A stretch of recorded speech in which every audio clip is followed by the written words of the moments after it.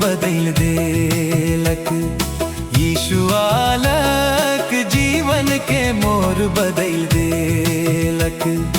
यीशु आलक, यीशु आलक, यीशु आलक जीवन के मोर बदल देलक।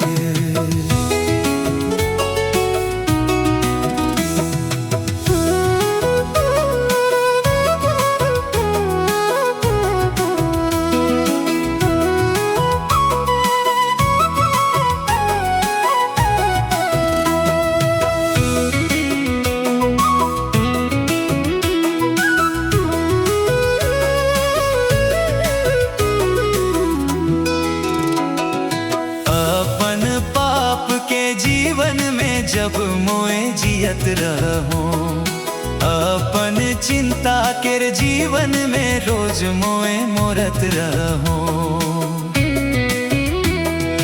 अपन पाप के जीवन में जब मोए जियत रहो, अपन चिंता केर जीवन में रोज मोए मोरत रहो।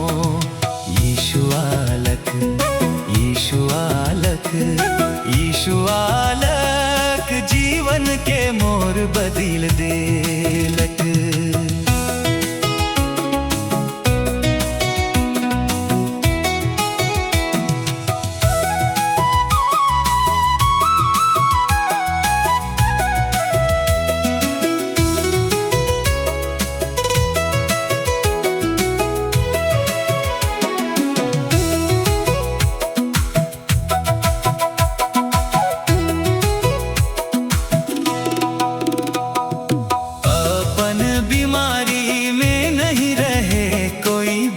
भैया अपन बाथा में नहीं रहे, छुटकारा दे भैया।